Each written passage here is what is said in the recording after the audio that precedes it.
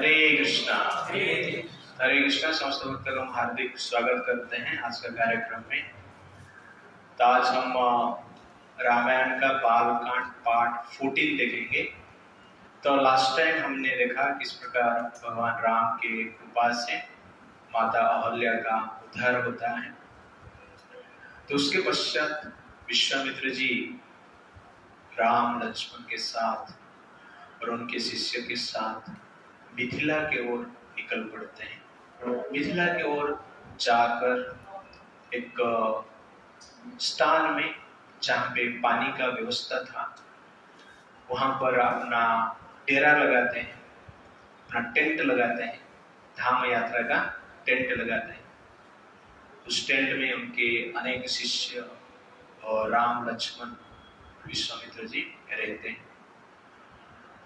जब जनक महाराज सुनते हैं कि स्वयं विश्वामित्र जी मिथिला में आए, तुरंत ही वो उनके पुरोहित जिनका नाम है सतानंद, जो कि गौतम मुनि के ज्येष्ठ पुत्र थे, उनको लेकर अर्घ्य लेकर उस स्थान पर पहुंचते हैं और विश्वामित्र जी का सत्कार स्वागत करते हैं। विश्वामित्र जी उनका सत्कार को ग्रहण करते हैं और जनक महाराज कहते हैं कि आज देवताएं मेरे से प्रसन्न हैं, इसलिए आप यहाँ पर आए हैं। आज मेरा यज्ञ का आयोजन का फल मुझे प्राप्त हो गया है। मैं आपका चरण का दर्शन किया, इसलिए मेरा जीवन सफल हो गया है। मैं धन्य हो गया। आप जैसे तपस्वी महान महर्षि मेरे राज्य में प्रवेश किए। जिस प्रकार सूर्य चंद्र आकाश को सुशोभित करता है, ठीक उसी प्रकार आप मेरे राज्य को सुशोभित कर रहे हैं। इस प्रकार सुंदर वचन बोलकर विश्वामित्र जी का जनक महाराज स्वागत करते हैं। तो यहाँ पर हम देख रहे हैं कि जनक महाराज का नेचर और दशरथ महाराज का नेचर। जब दशरथ महाराज के पास विश्वामित्र जी पहुंचे थे तो दशरथ महाराज ठीक इसी प्रकार विश्वामित्र जी का स्वागत किए थे। दशरथ महाराज भी वहां पर बोले थे कि मेरा जीवन सफल हो गया है, मुझे समस्त तीर्थ का फल प्राप्त हो गया है, मेरा राज्य धन्य हो गया है। ठीक उसी प्रकार जनक महाराज कहते हैं। तो राम जी का पिता का चेतना है और यहाँ पर सीता जी के पिता का चेतना है। तो जो राम सीता को धारण करते हैं तो उनका जो चेतना है अत्यंत सम्मानजनक होता है, आदर पूर्वक होता है, हर जीव के प्रति, साधु के प्रति, गुरु के प्रति। और यहाँ पर जनक महाराज कहते हैं कि मैं भाग्यवान कि आप मेरे राज्य में पधारे। तो जनरली लोग धनवान के प्रति आकर्षित हैं, ज्ञानवान के प्रति आकर्षित हैं। तो जिसके पास धन है उसको हम धनवान कहते हैं, जिसके पास ज्ञान है उसको हम ज्ञानवान कहते हैं, जिसके पास बल है उसको हम क्या कहते हैं, बलवान कहते हैं, जिसके पास सुंदरता है उसको हम कहते हैं सौंदर्यवान, और जिसके पास भगवान है उसको हम क्या कहते हैं, भाग्यवान। तो इसलिए वास्तव में वो भाग्यवान है जिसके पास क्या रहता है, भगवान रहते हैं। ज्यादा लोग कहते हैं धन रहेगा तो भाग्यवान है, ज्ञान रहेगा तो भाग्यवान है, सुंदरता रहेगा तो भाग्यवान है, बल रहेगा तो भाग्यवान है। पर वास्तव में भाग्यवान कौन है, जिसके पास भगवान है, धन है, ज्ञान है, बल है, सुंदरता है, यश है, लेकिन भगवान के प्रति आकर्षण नहीं, प्रेम नहीं, तो भाग्यवान नहीं। इसलिए वास्तव में भाग्यवान वो है जिसके हृदय में भगवान के प्रति आकर्षण है। धन प्राप्त करने से जीवन धन्य नहीं होता है, साधु संत को प्राप्त करने से जीवन धन्य होता है। क्यों? क्योंकि साधु संत भगवान को धारण करते हैं। इसलिए जनक महाराज इस प्रकार बात बोल रहे हैं। जनक महाराज एक ज्ञानी है और आत्म साक्षात्कार करने वाले व्यक्ति है। विश्वामित्र के स्तर पर ही आते हो, नॉलेज, भक्ति में। लेकिन यहां पर विश्वामित्र जी आए हैं, मिथिला नगरी में प्रवेश नहीं किया। मिथिला के बाहर नदी के किनारे पे अपना डेरा लगाए। जनक महाराज जब तुरंत सुनते हैं, क्या करते हैं, मिलने के लिए जाते हैं। ऐसा बोलते नहीं मुझे फोन नहीं किया, मैसेज नहीं डाला है, व्हाट्सएप आया नहीं, इसलिए हम नहीं आए। बिना बुलाए जाते हैं। क्यों? साधु आए। तो साधु को मिलने के लिए इस प्रकार लालसा होना चाहिए। जिस व्यक्ति का साधु को मिलने के लिए लालसा है, वास्तव में उस व्यक्ति का भगवान को मिलने के लिए लालसा है। साधु के प्रति मान लो कोई लालसा नहीं है, साधु संत का संघ के प्रति कोई लालसा नहीं है, आग्रह नहीं है, लोभ नहीं है, इसका अर्थ है भगवान के प्रति हमारा लालसा, लोभ नहीं। बाह्य दृष्टि से आप बोल सकते हैं कि मैं भगवान के प्रति आकर्षित हूं, बट इन रियलिटी भगवान जानते हैं कि जो व्यक्ति साधु के प्रति आकर्षित है वो व्यक्ति वास्तव में मेरे प्रति आकर्षित है। इसलिए जनक महाराज यहां पर क्या कर रहे हैं, विश्वामित्र जी को सत्कार करने के लिए स्वयं पहुंचते हैं। जब इंफॉर्मेशन मिलता है, यहां पर विश्वामित्र जी नगर में प्रवेश किए सत्कार के पश्चात। कोई लोग पूछते हैं, अरे ये साधु संत लोग जंगल में रहना चाहिए उनको, ये लोग सिटी में क्या कर रहे हैं आजकल? तो इस प्रकार एक साधु को पूछा गया। तो साधु ने कहा कि पहले जंगल में जानवर रहते थे, इसलिए साधु संत वहां पर रहते थे। आजकल सिटी में जानवर रह रहे हैं, इसलिए साधु संत क्या कर रहे हैं, सिटी में घूम रहे हैं। क्यों? साधु संत का काम है जानवरों को मनुष्य बनाना। प्रकृति ये मनुष्य का आकृति हमें देता है, कर्म हमारा विकृति निर्माण करता है। किंतु साधु संत जो है हमें जीवन में संस्कृति और विरक्ति प्रदान करते हैं। तो सांस्कृतिक जीवन किस प्रकार हम जिएंगे और भौतिक भोग से किस प्रकार विरक्ति प्राप्त होगा, तो साधु संत से मिलता है। तो प्रकृति तो आपको आकृति दे दी, कर्म तो आपको विकृति दे दी, लेकिन संस्कृति और विरक्ति ये दोनों आपको प्राप्त करना है तो किसका संग चाहिए? संत का संग चाहिए, साधु का संग चाहिए।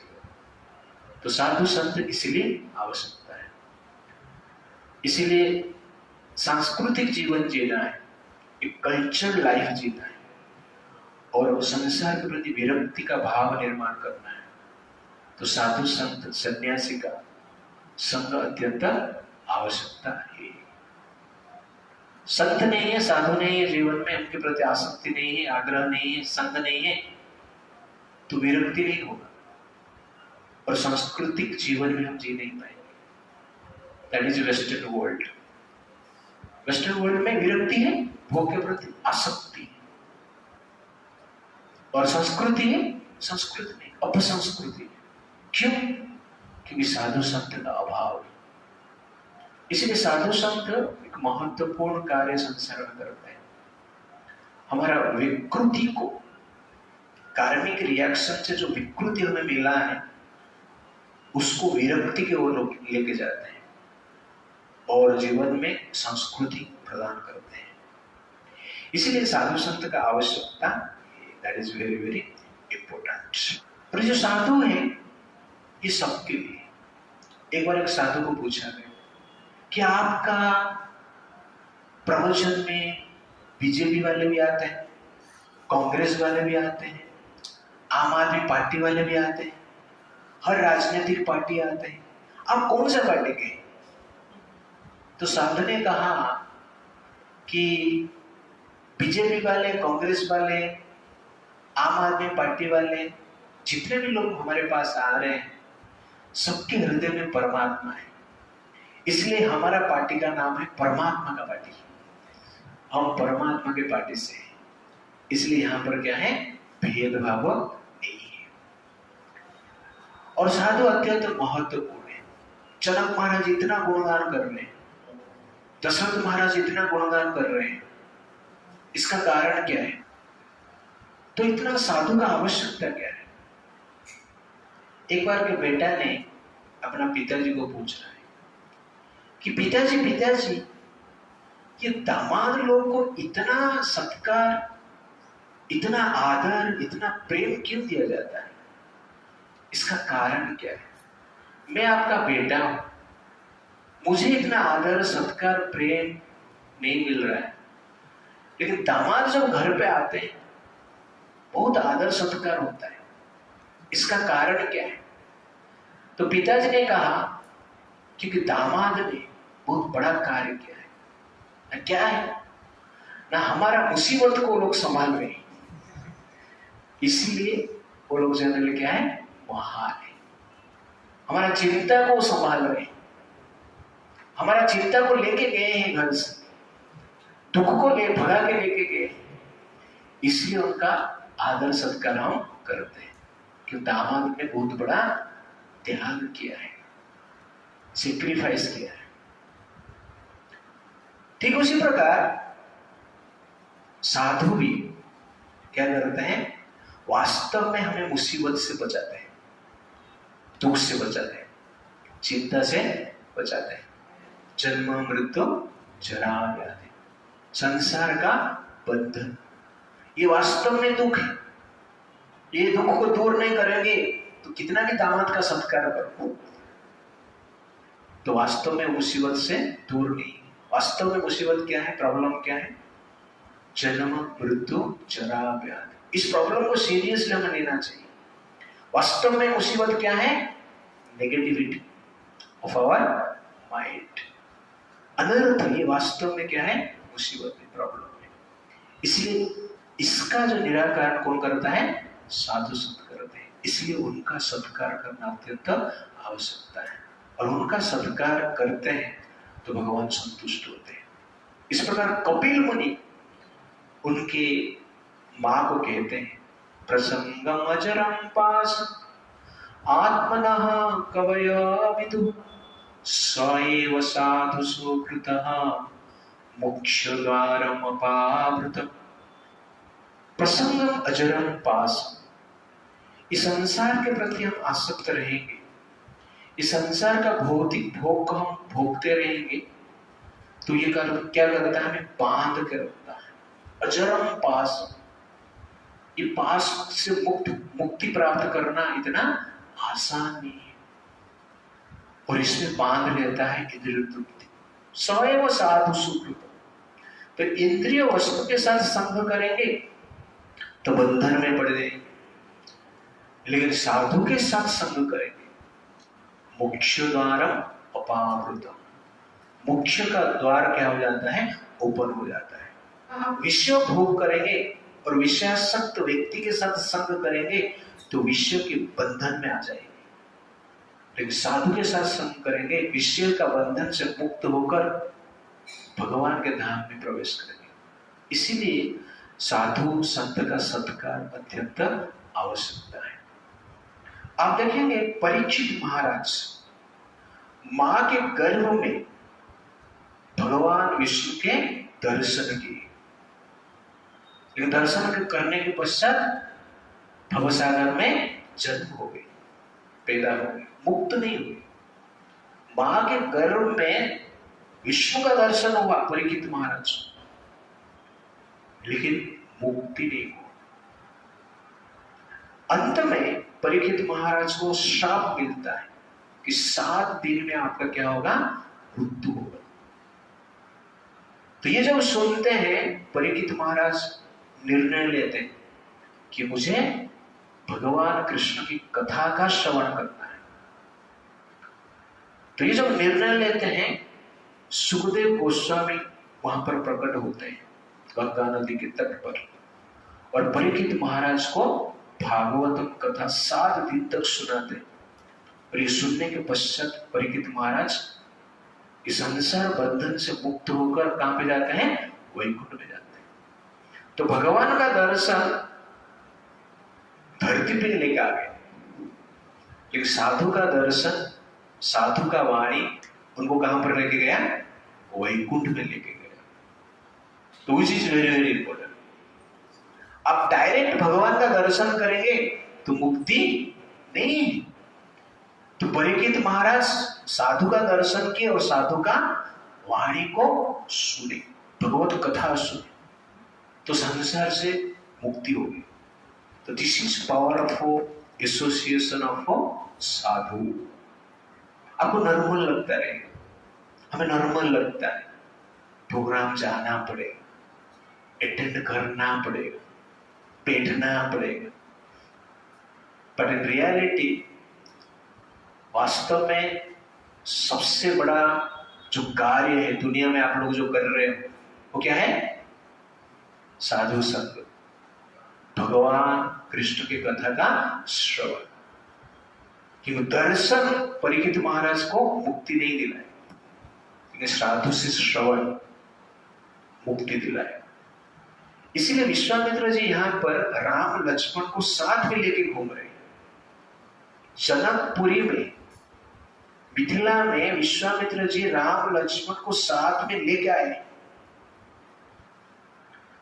ठीक उसी प्रकार साधु संत भगवान को लेके घूमते हैं, भगवान का लीला को लेके घूमते हैं, भागवतम को लेके घूमते हैं, गीता को लेके घूमते हैं।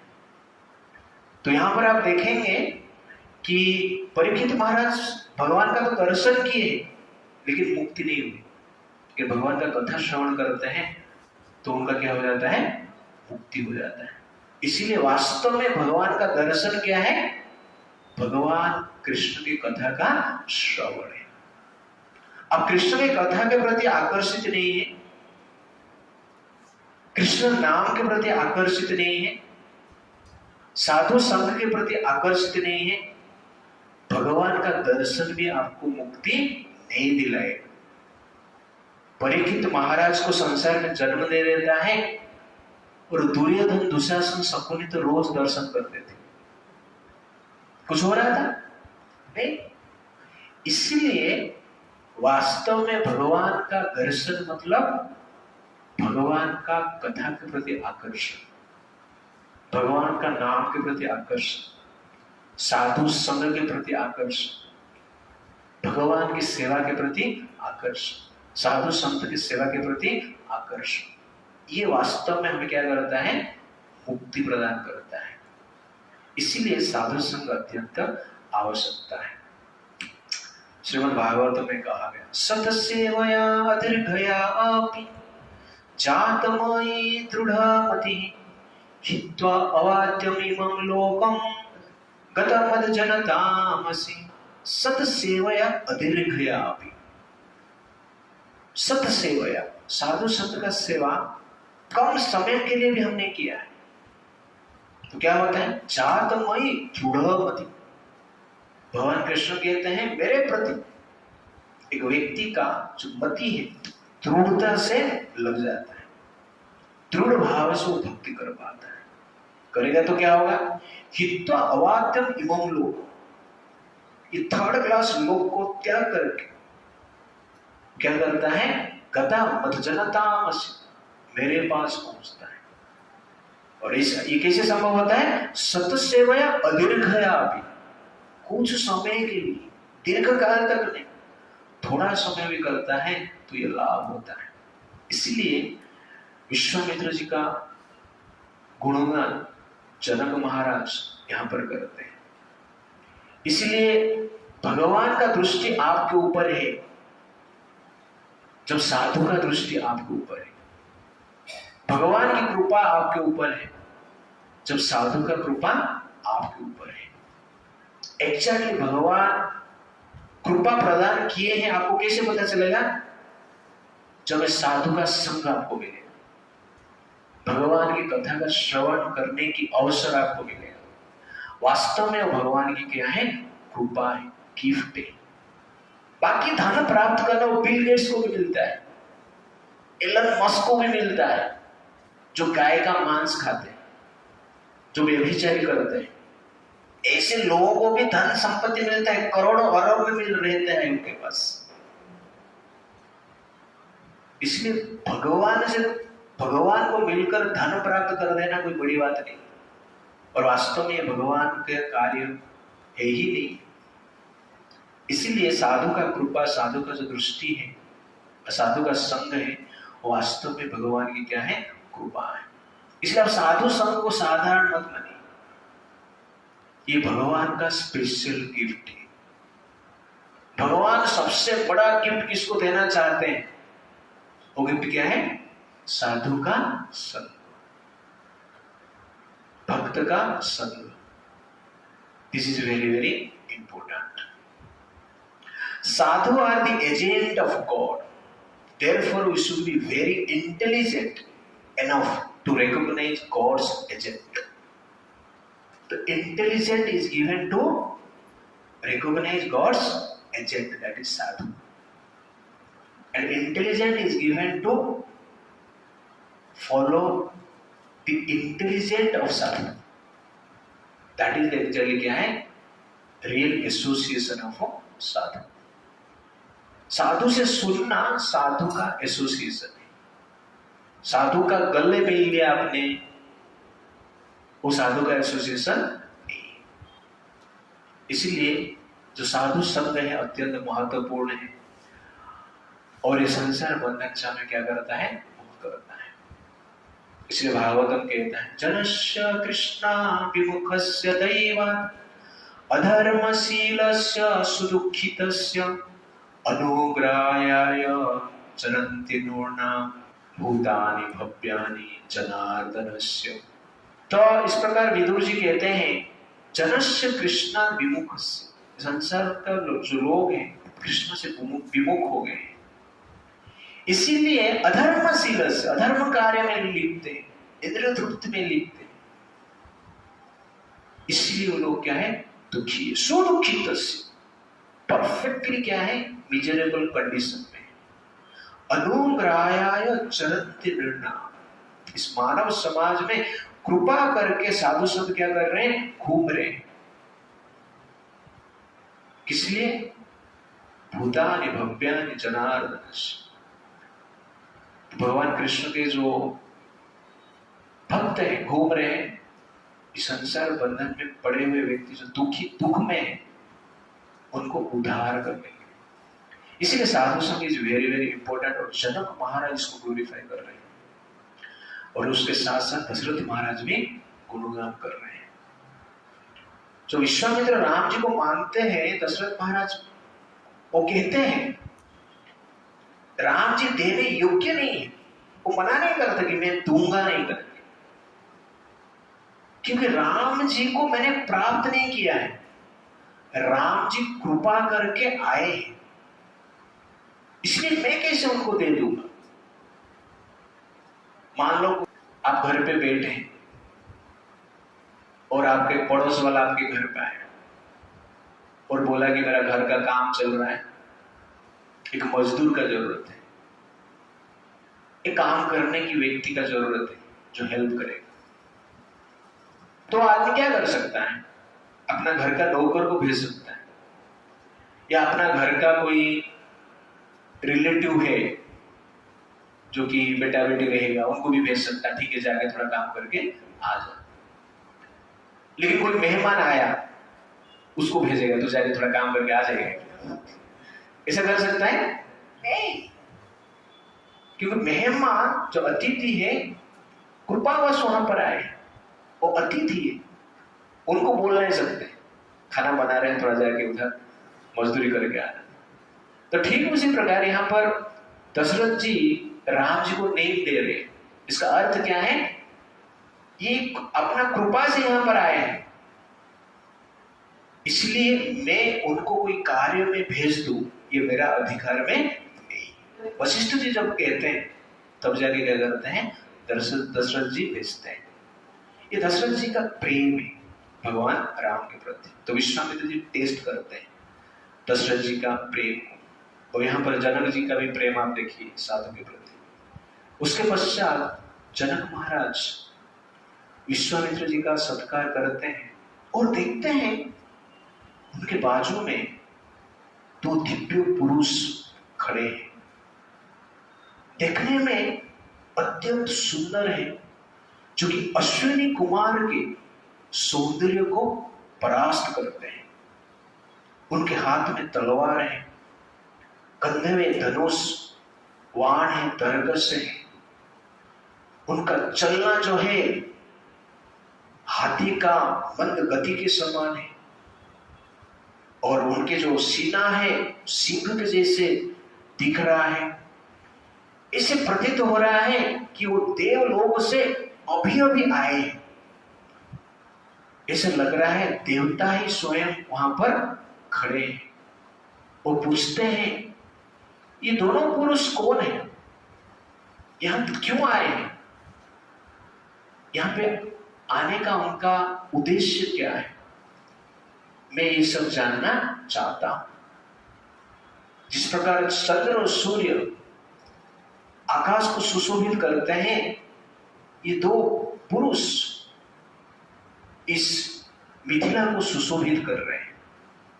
आप इनके बारे में मुझे बताइए। तो विश्वामित्र जी कहते हैं ये दोनों दशरथ महाराज के पुत्र हैं, और मैंने उनको सिद्धाश्रम में लेकर आया था मारीच और सुबाहुस को वध करने के लिए। ये दोनों मारीच सुबाहु का वध किए, ताटका का भी वध किए, अहल्या का उद्धार किए, और उसके पश्चात यहां पर आए हैं आपका धनुष यज्ञ का दर्शन लेने के लिए, साक्षी होने के लिए। इस प्रकार जनक महाराज पूछने के पश्चात विश्वामित्र जी बताते हैं। तो जनक महाराज इस प्रकार राम लक्ष्मण के बारे में पूछ रहे हैं। वो जनक महाराज वो जानते हैं राम लक्ष्मण कौन है, ठीक ठीक जानते हैं, लेकिन फिर भी क्या कर रहे हैं, पूछ रहे हैं। क्योंकि व्यक्ति का धर्म होता है, मनुष्य का धर्म होता है कि भगवान के बारे में पूछे। भगवान कौन है, जीवन क्या है, मृत्यु क्या है, संसार क्या है, इस सब के बारे में प्रश्न करें।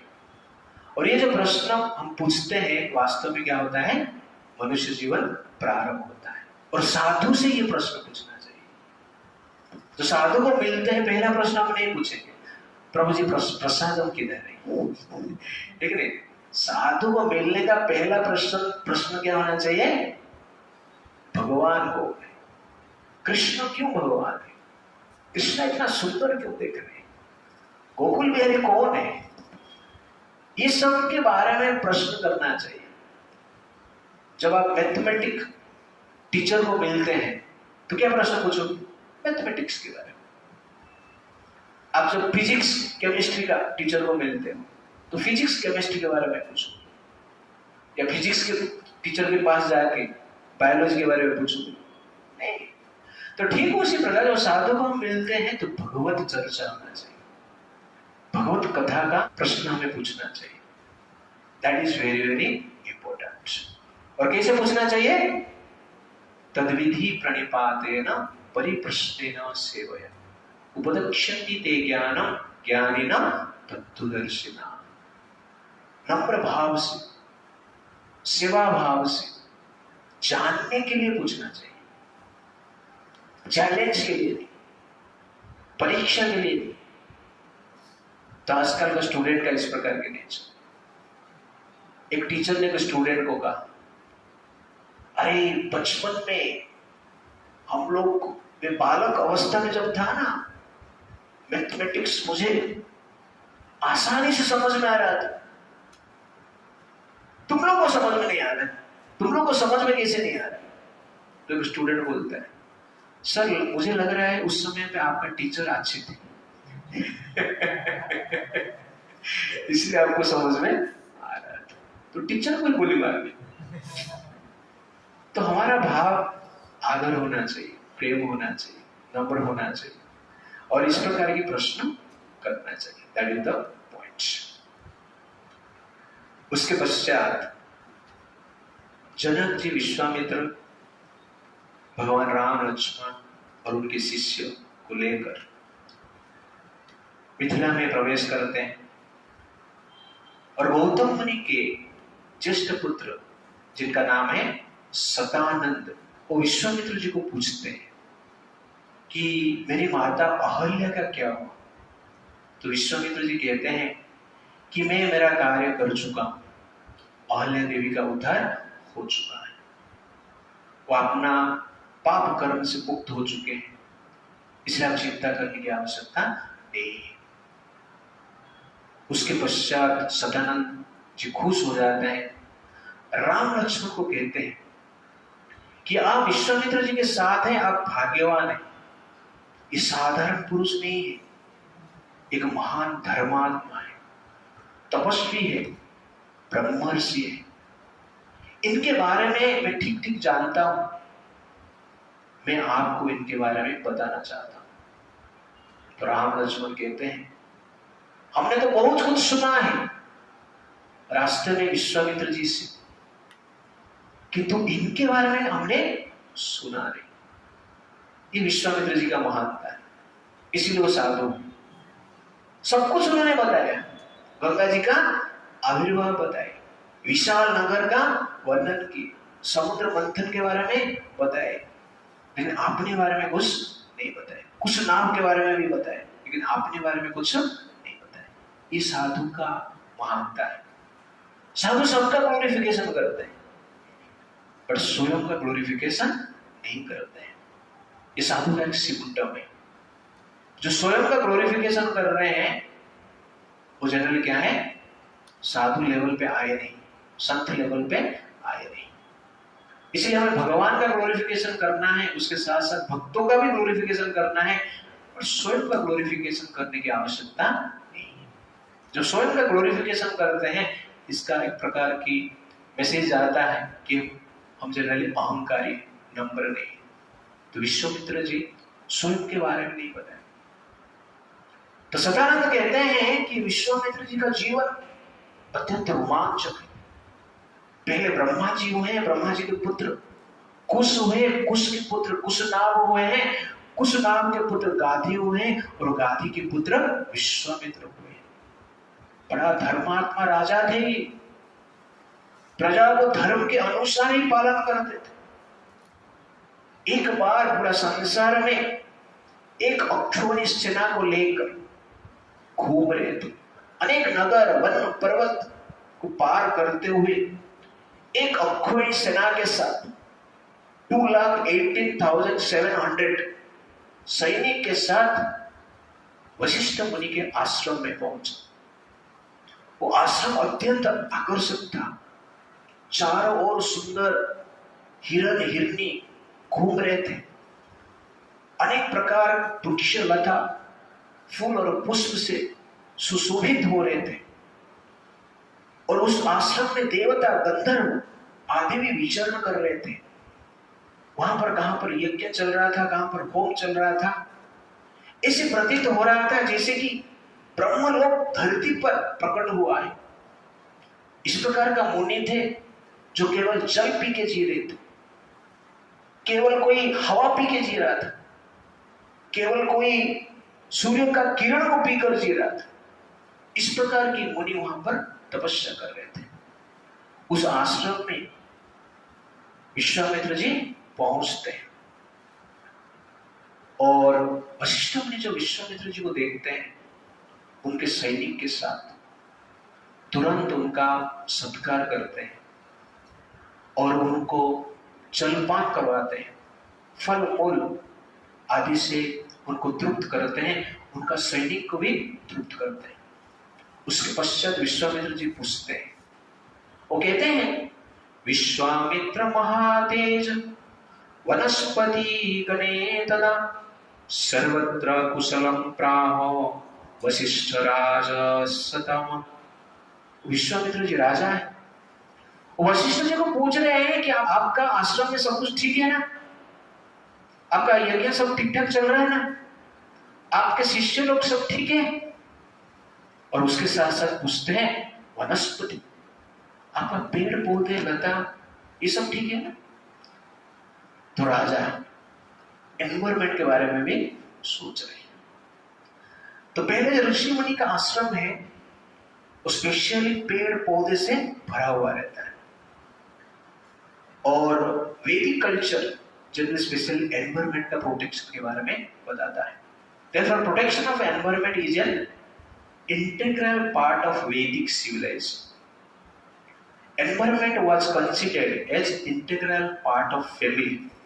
इसलिए पूछा जा रहा है यहाँ पेड़ पौधे कैसे, कभी पूछा आप लोगों पेड़ पौधे कैसे? नहीं। Harm to environment means harm to self.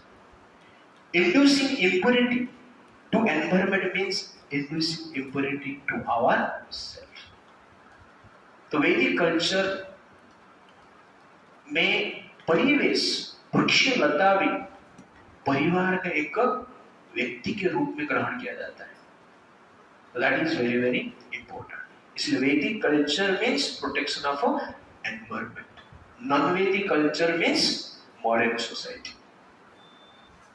तो इस प्रकार विश्वामित्र जी इसके बारे में पूछते, तो सोचिए विश्वामित्र जी कितना कल्चर है, कितने केयर करने वाले व्यक्ति हैं।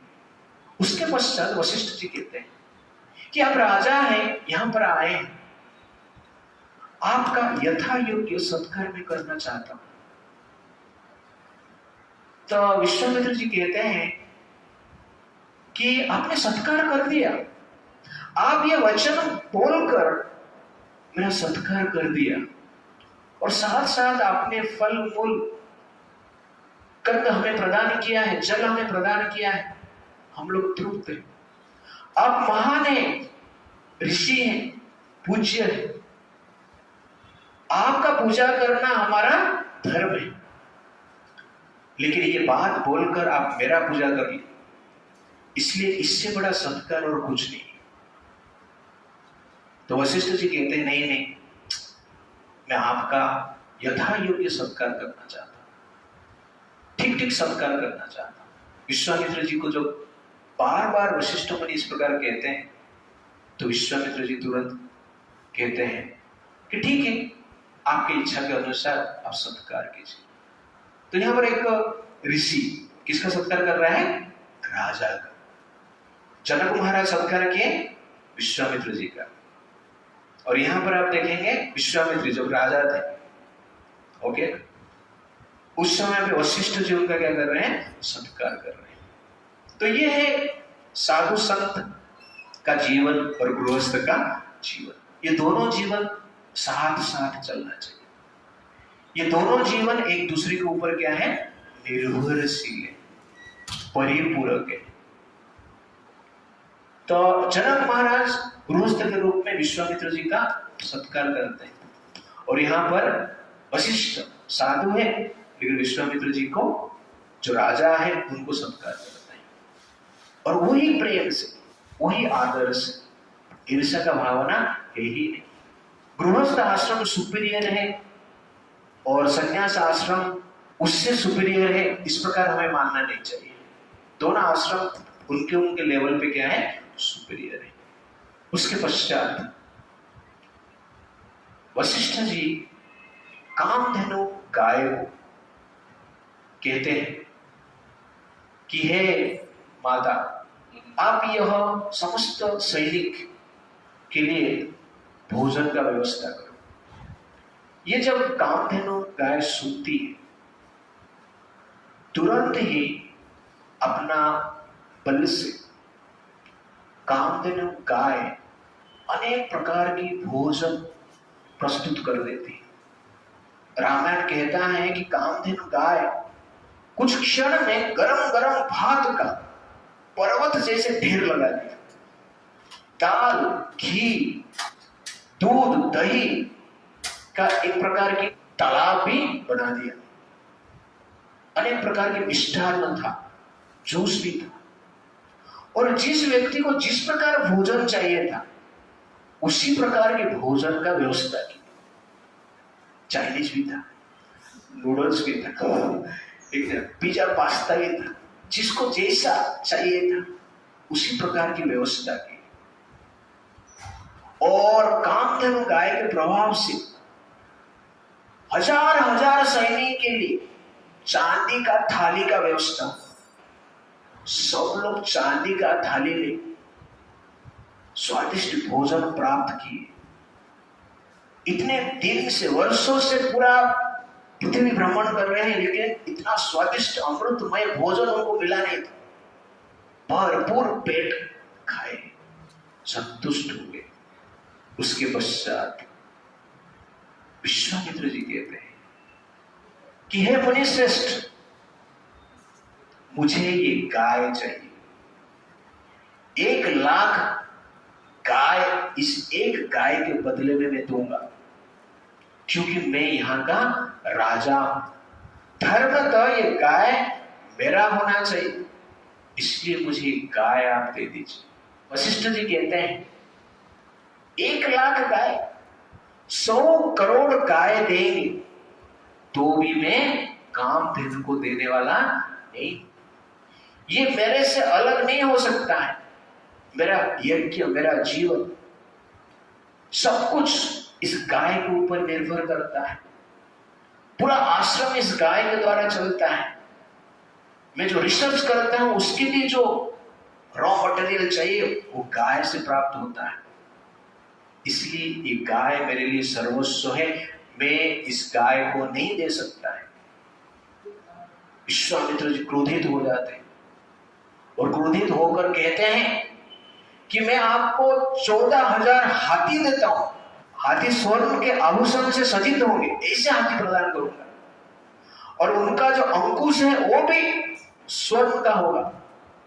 11,000 घोड़ा भी देता हूं, 1 करोड़ गाय दूंगा, और आपको जितना स्वर्ण मुद्रा चाहिए उतना स्वर्ण मुद्रा प्रदान करूंगा, लेकिन मुझे ये गाय दे दीजिए।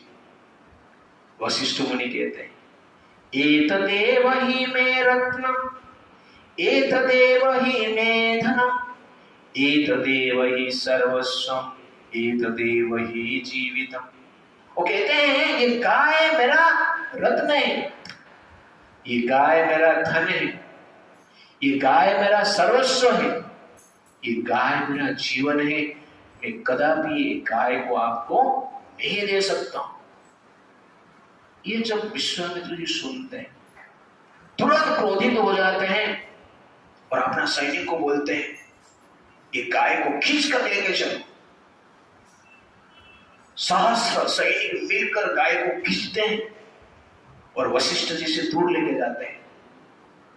कामधन गाय बार बार वशिष्ठ की ओर देखती है, उसके आंख में आंसू है। वो मन में विचार करती है कि मैं इस ऋषि का, वशिष्ठ का क्या अपराध किया है जो मुझे रोक नहीं रहे हैं, मुझे छोड़ रहे हैं, त्याग कर रहे हैं। मैं ऐसा क्या अपराध किया है?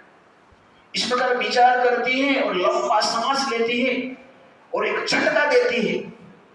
सहस्र सैनिक झटके से नीचे गिर जाते हैं और गाय तुरंत वशिष्ठ जी के पास आती है, रोने लगती है और बोलती है कि मैं आपका क्या अपराध किया है? आप मुझे क्यों त्यागना चाहते हैं? इसका कारण बताइए। वशिष्ठ जी कहते हैं तुमने मेरा कोई अपराध नहीं किया, लेकिन मैं क्या करूं? मेरे पास कुछ उपाय नहीं है, मैं निर्बल हूं। ये राजा बलवान है, इसके पास 1000 सैनिक है, हाथी घोड़े सब कुछ है, अस्त्र शस्त्र भी है, मेरे पास बल ही नहीं है, मैं निर्बल हूं।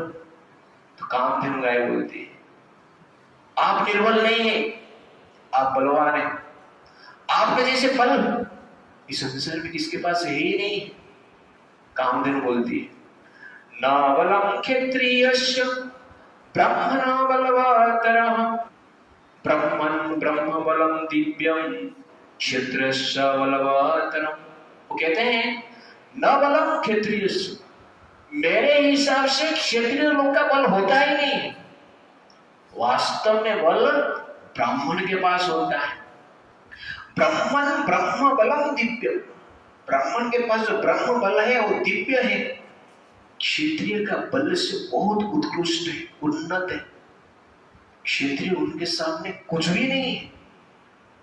इसलिए आप मुझे आदेश दीजिए, मैं इस विश्वामित्र के समस्त सैनिक को नष्ट कर दूंगा और इसका अहंकार को भी चूर्ण विचूर्ण कर दूंगा। तो इस प्रकार वशिष्ठ जी जब सुनते हैं, वो कहते हैं ठीक है, आप आपका रक्षा कीजिए। ये जब कामधेनु गाय सुनती है, तुरंत ही एक हुंकार करती है, और उस हुंकार से अनेक सैनिक प्रकट होते हैं, और समस्त सैनिक विश्वामित्र जी के सैनिक के ऊपर चढ़ जाते हैं, उनको मारने काटने लगते हैं। लेकिन विश्वामित्र के सैनिक कामधेनु के द्वारा उत्पन्न हुआ सैनिक को मार लेते हैं। उसके पश्चात कामधेनु गाय क्रोधित होती है, अपना धन से बर्बर जाति का सैनिक को उत्पन्न करती है, अपना योनि से यवन जाति का सैनिक को उत्पन्न करती है, अपना गोबर से शकु देश से सक जाति का सैनिक को उत्पन्न करते हैं, अपना रोमकूप से मृष हरित किराट जाति का सैनिक उत्पन्न करते हैं।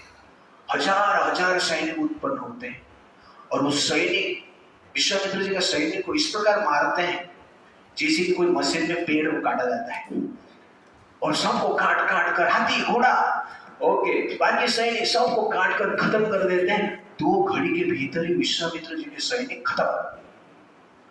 उसके पश्चात विश्वामित्र जी के 100 पुत्र रहते हैं विश्वामित्र जी के साथ, तुरंत वो गुस्सा हो जाते हैं और वशिष्ठ मुनि की ओर आते हैं अस्त्र शस्त्र लेके उनको मारने के लिए। वशिष्ठ मुनि हुंकार करते हैं, हट।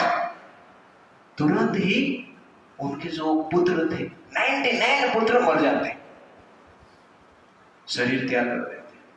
विश्वामित्र जी ये सब जब देखते हैं आश्चर्यचकित हो जाते हैं, और उसके साथ साथ समुद्र के समान वो शांत हो जाते हैं, दंतहीन सर्प के समान निस्सहाय हो जाते हैं, राहुग्रस्त सूर्य के समान निस्तेज हो जाते हैं, पंख कटे हुए पक्षी के समान दीनहीन हो जाते हैं, समस्त उत्साह को त्याग कर देते हैं, उत्साहहीन हो जाते हैं, और मन ही मन क्षीण हो जाते हैं। इस प्रकार चिंताग्रस्त होकर सर झुका के वहां पर खड़े रहते हैं। तो इस प्रकार विश्वामित्र जी पराजित हो जाते हैं। तो यहां पर एक सुंदर चीज आप देखेंगे कि कुछ समय पहले कितना अच्छी तरह से बातचीत चल रहा था। एक क्षण पहले सुंदर वार्तालाप, आदर सत्कार, मान सम्मान की बात चल रहा था, और कुछ क्षण के पश्चात विश्वामित्र जी के हजार हजार सैनिक और 100 पुत्र का अंत हो जाता है। तो ये है दुनिया, ओके ना। ये दुनिया में बहुत हम प्लान करते हैं, लेकिन कभी क्या होगा किसको पता नहीं। और उसका मूल में कौन है? अहंकार है। इसका डिटेल्स में बताऊंगा थोड़ी देर बाद।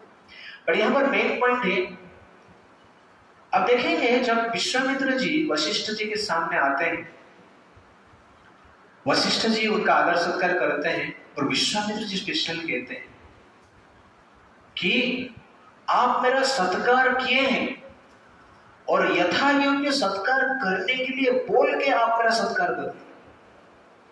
इससे प्रतीत होता है कि विश्वामित्र जी बहुत नम्र है, साधु है, राजा के अवस्था में। पर इन रियलिटी जब गाय नहीं मिला, सर काटने के लिए गए, तो 2 प्रकार के बिहेवियर, एक है रिचुअलिस्टिक बिहेवियर और एक है रियलिस्टिक बिहेवियर। रिचुअलिस्टिक बिहेवियर और रियलिस्टिक बिहेवियर। तो विश्वामित्र जी यहां पर क्या कर रहे थे? रिचुअलिस्टिक बिहेवियर कर रहे थे, फॉर्मालिटी। कभी फॉर्मालिटी के कारण हम प्रणाम करते हैं, मधुर वचन बोलते हैं, रिस्पेक्टफुल वर्ड बोलते हैं, बट इन रियलिटी हमारे पास प्रेम नहीं होता है। Therefore, ritualistic behavior is just a formality, but realistic behavior is an expression of a real loving propensity. तो यहां पर विश्वामित्र जी के पास क्या था? रिचुअलिस्टिक बिहेवियर था, लविंग प्रोपेंसिटी नहीं था। कि लविंग प्रोपेंसिटी होता था तो एक गाय के लिए इतना बड़ा युद्ध नहीं करते थे। इसलिए फॉर्मेलिटी में हमें नहीं रहना है। हमारा बिहेवियर क्या होना चाहिए? रियल होना चाहिए।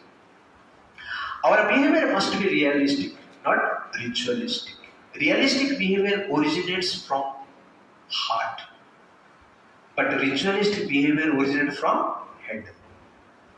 Realistic behavior originates from soul, but ritualistic behavior originates from intelligence.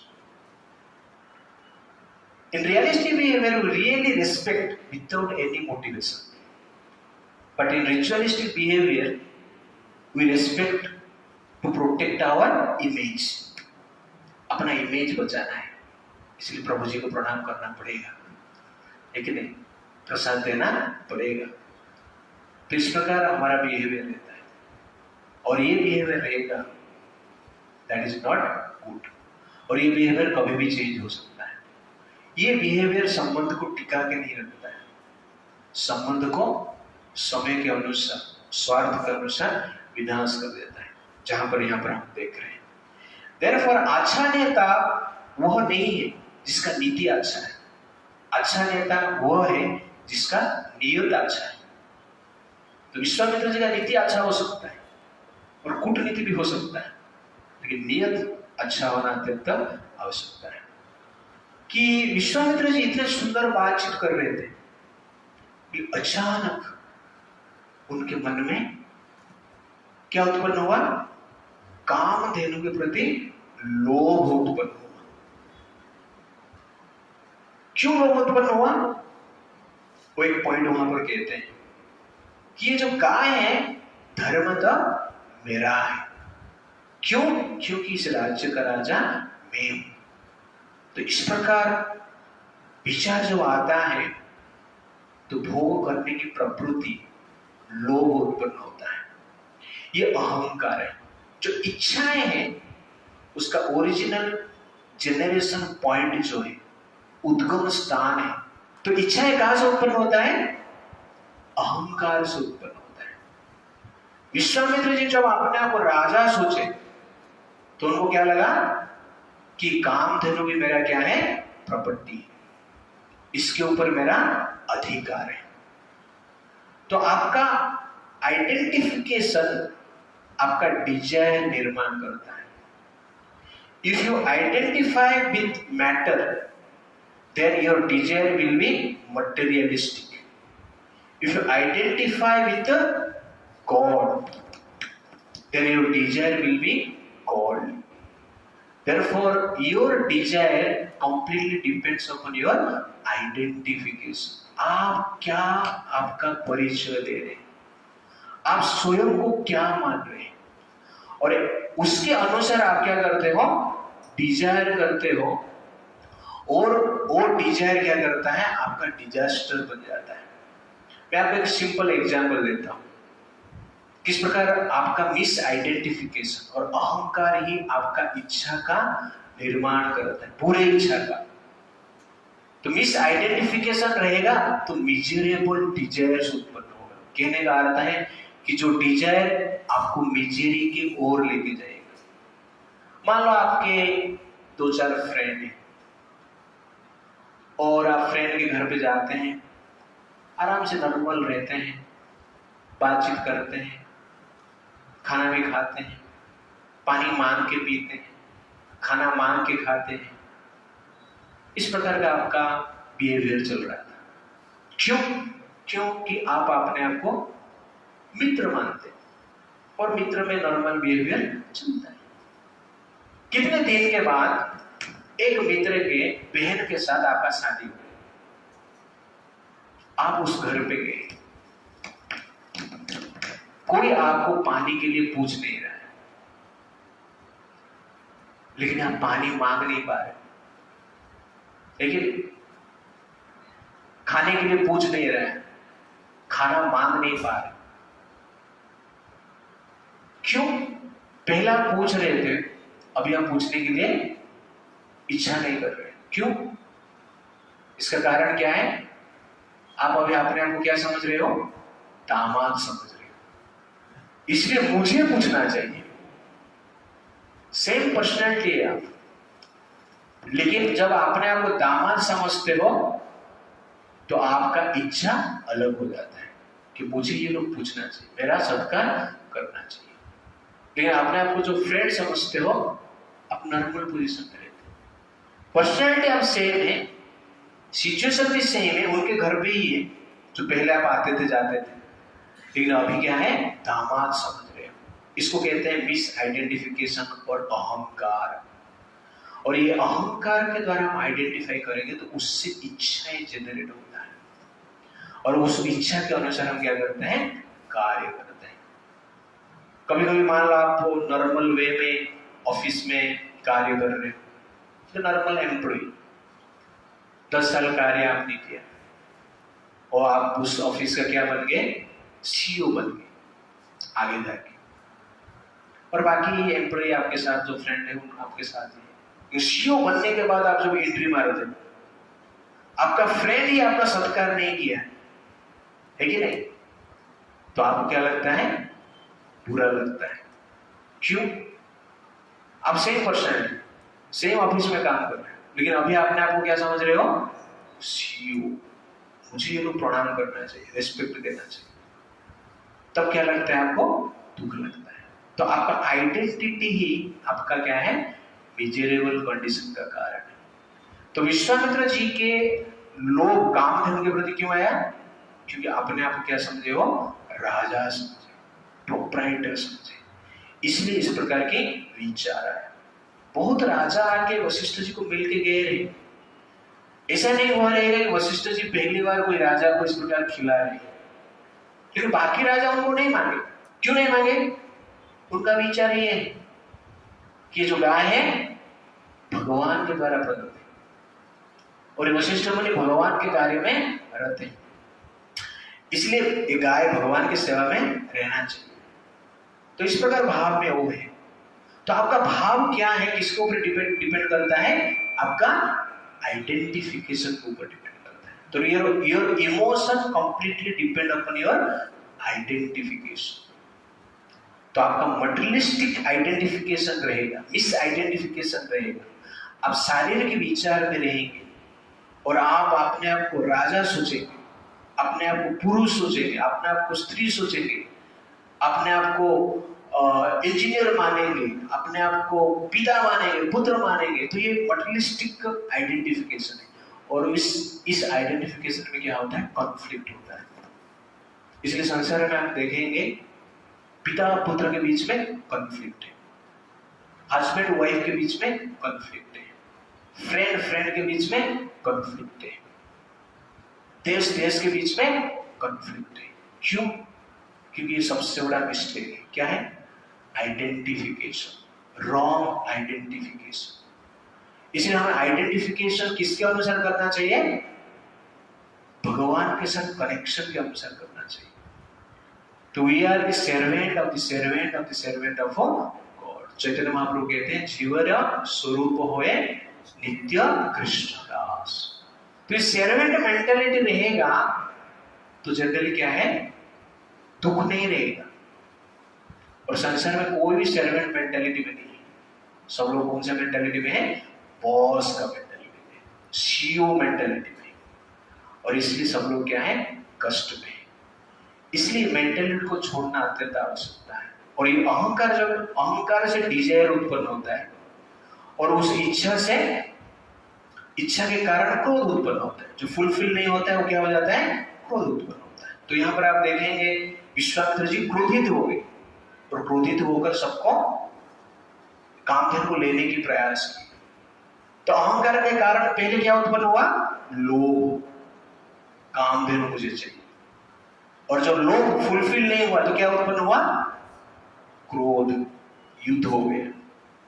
इसलिए misidentification creates misconception, and then there is miserable desire. Therefore, our desire is due to our misidentification or material designation. Our misidentification is the root cause of our frustration. यहाँ पर देख रहे हैं ना, frustration क्यों, misidentification. Materialistic desire always creates miserable condition. And materialistic identification से जब Dzire आता है, our desire becomes the cause of our disaster. Our desire is the cause of our difficulties. Our desire is the cause of our danger. Therefore, desire is the root cause of our distress. Materialistic desire. Therefore, हमें क्या करना चाहिए? Miss identification के अनुसार जीना नहीं चाहिए, तो उसके अनुसार इच्छाएं निर्माण होता है और उस इच्छाएं क्या करता है, अनेक प्रकार की प्रॉब्लम क्रिएट करता है। इसलिए सर्वेंट मेंटालिटी से जीना है, और ये servant mentality in reality A peaceful mentality, boss mentality in reality A painful mentality, agitating mentality. Servant mentality is the happy state of heart and servant mentality is the spiritual state of soul. इसलिए भगवान चैतन्य महाप्रभु बनकर आते हैं। कृष्ण चैतन्य महाप्रभु क्यों बनते हैं? उस servant mentality का आनंद क्या है, उसको भोग करने के लिए चैतन्य महाप्रभु के रूप में आते हैं। तो this is very very important. Therefore your mentality is the cause of your peace, and your mentality is the cause of your pieces in your life. Therefore, change your mentality. Otherwise, क्या है? Problem. और mentality क्या रहना चाहिए हमारा? Servant mentality. Boss mentality क्या किया आपने देखा ना यहाँ पर? राजा 1 मिनट पहले राजा था, और ये बॉस मेंटालिटी 1 मिनट के बाद क्या हो गया? इस बॉस को ही दास होने का योग्य भी नहीं रखा। 100 पुत्र का विनाश, तो अहंकार का विनाश हो गया। और यहां पर एक पॉइंट है, आप दुनिया में कितना भी बड़ा हो जाओ, लेकिन भगवान इस प्रकार का सिचुएशन निर्माण करते हैं जहां पर कि हमारा अहंकार को चूर्ण करने के लिए स्थितियां बन जाता है। इसलिए अहंकार से हम कार्य करेंगे तो अहंकार को मिटाने के लिए कोई पावर संसार में है। Therefore, we should live by servant mentality, not by boss mentality. We should live by humility, not by pride.